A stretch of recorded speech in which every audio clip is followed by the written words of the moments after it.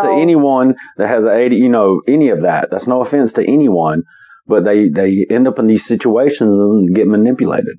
Well, that's true, and it really makes me think of, and we'll get into the meat of this case and why it's got a lot of parallels with like the West Memphis Three. Yeah. And it makes me think of the Jesse Miss Kelly. There you go. Guy from the West Memphis Three murders.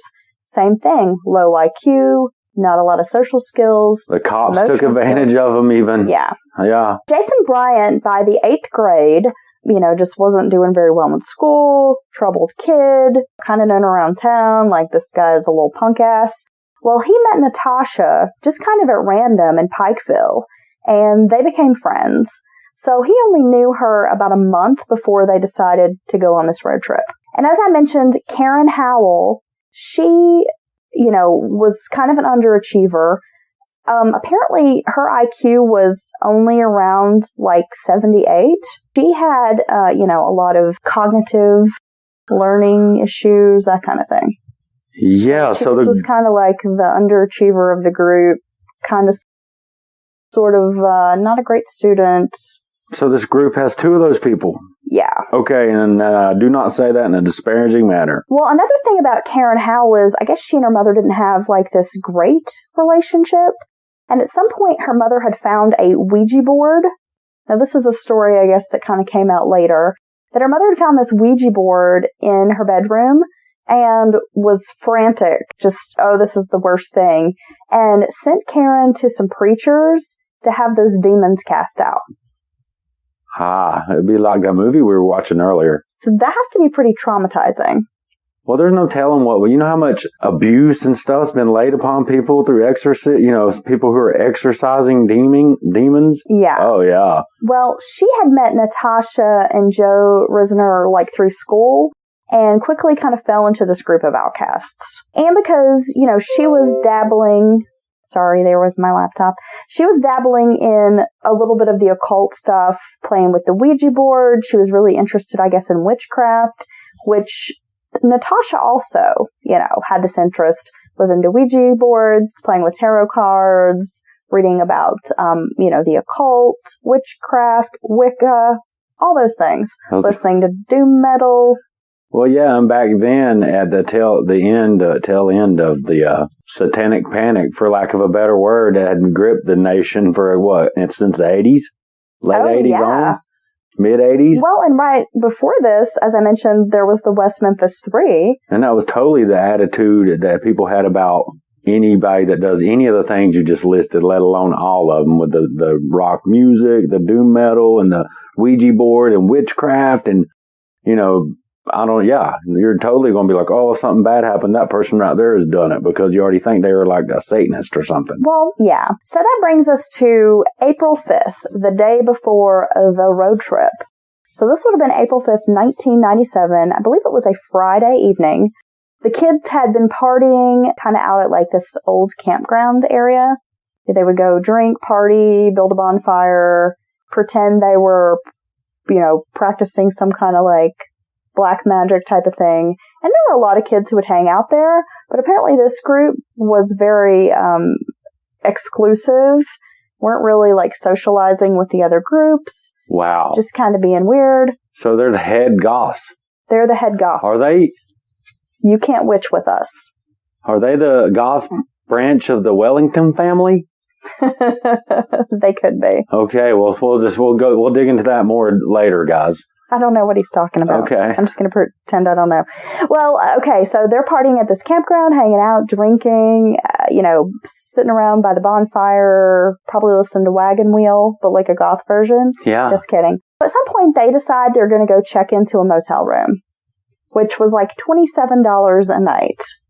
So okay. Back in 97, not an expensive room. Honestly, I don't know. Might have been kind of a little musty.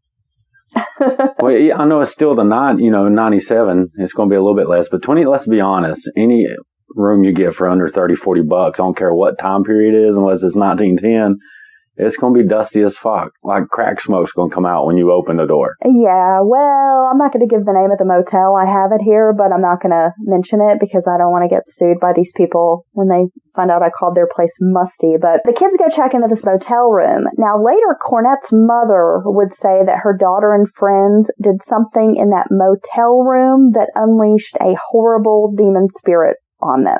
Oh my God, they had a Necronomicon? Well, others who witnessed this event, if we want to call it an event, said the 16s gathered at the motel to conduct a satanic ritual while burning black candles. Oh, my God. Witches with black magic. The black candles from Walmart? Probably. I don't even know if these kids had a Walmart nearby. Well, Cornette, of course, adding insult to injury for her reputation around town, considered herself a vampire.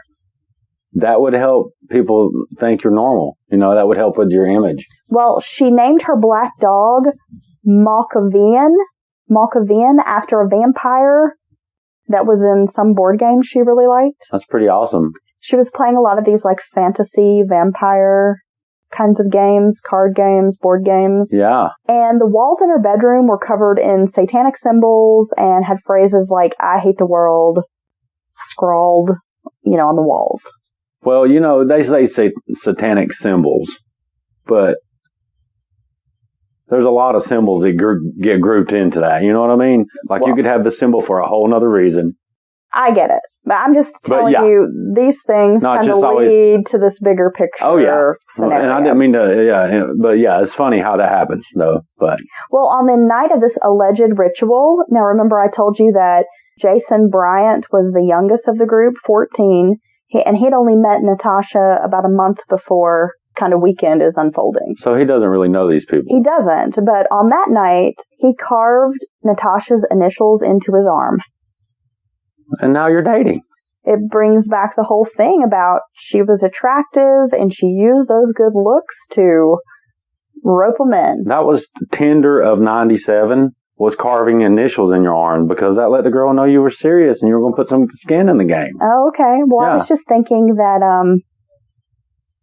she was like a succubus. Yeah, and you roll across a dude who's got like 50 sets of initials, like, damn. Yeah, you date around, don't you? Well, the night of this satanic ritual, there was also an attempt to burn 666 in the carpet of the motel room. I mean, who are these kids? Black Oak, Arkansas? What are they, like some cheesy band from the 70s that has to like trash a motel room? Yeah. Trash it goth style? Yeah, I guess so. Yeah. Well, a few days before this motel incident, Cornette was seen in a grocery store with Joe Risner, and she led the long-haired, lanky Risner around by a dog chain fastened to a collar around his neck. I mean, I'm sure this was all for shock value. You gotta consider, she's bored, she's living in this small town. That's what it is. So this is all purely entertainment. Yeah, they're just carrying on, trying to freak out the old folk there in this small town. Well, they gotta be bored. I mean, I know what it was like to be kind of that weirdo, oddball kind of kid living in a small town and doing things just for shock value. Like, because I was already kind of the odd kid or the freak or whatever. Yeah. I can relate to this group of kids. It's almost like they're staring at me anyway. I might as well give them something to look at and have fun with it. Oh, yeah. Give them something to talk about. I mean, that was definitely my attitude. And so I think that a lot of Cornette's outlandish behavior was really just for attention, to establish some sort of control level of like coolness or dominance. Like, oh, she's, because it was kind of her way, as you mentioned, control. Well, not even so much like maybe, she not felt in control, not even like in a dangerous way, in the beginning. But yeah, just some like, you're going to be weird. People going to treat me like crap. At least I have some kind of control over why. Because I do, I've known people. I've seen, new people like that in school who just did really weird shit out of nowhere just because, it's almost like they didn't get any reaction from people unless they were doing weird shit. Right, yeah. April 6th. The morning after this alleged ritual, carpet burning, arm carving event. This was a hell of a night. Yeah. And not a single mention of drugs. I did not party this hard as a high schooler. Yeah, well, in my small town. Yeah, someone was like, "Hey, man, let's cut letters into our arms." Hey, let's summon a demon and play with a Ouija board. Okay, yeah. Well, I might have tried that once or twice, but okay. Anyway, moving along. So April 6th, the morning after the event, this group spent the morning driving around the county. They visited with some friends. They broke into a couple of houses. It was during this time that they robbed the houses, picked up some guns. Uh-oh. Yeah, some ammunition. Then they were buying drugs. Oh, okay. And they had a 9mm and a .25 caliber pistol that they managed to pick up during this little mini crime spree. I was wondering when they were going to get some drugs. Yeah, well, they got some drugs. Once they get on the road, they're driving Joe's mom's car. Yeah. So if you remember, Joe was recently kicked out of the Army. He's the oldest of the group. He's 20, but driving his mama's car, and it was overheating. They pulled over while they're still in Virginia. They're in Kentucky. So they pull over. They tried to hotwire a couple of cars. They went to like a used car lot. They were unsuccessful. So they continued looking for a car to steal. And eventually they gave up and tried to continue on in Joe's mom's car. You know you about that life when you're in Joe's mom's car committing crimes. Yeah, right? Yeah, that's really, that's rolling out. And now remember, they're trying to get to New Orleans. Pineville, Kentucky to New Orleans, that's like a good 15-hour drive. Yeah, and you're already having car troubles. Yeah, so this is already, like, they're setting themselves up for some failure with this road trip, I think. They should turn around and go home. Well, by the time they reached Baileyton, Tennessee, they had to pull over at a rest stop because the car just was not functioning in the right way. So while they're hanging out at this rest stop, you know, a couple of them are hanging out, smoking, joking, coking, whatever. I guess the fellows are over tinkering with the car. The group was approached by a man named Vidar, who asked them if they believed in God. Yeah. So here you got this group of teens pissed off at the world, basically, right? Is everybody under 20? Yes. So, yeah, okay, clad in black. Everybody near our age remembers the top when, you know, goth was goth. And, yeah, black trench coats, possibly, all black everything.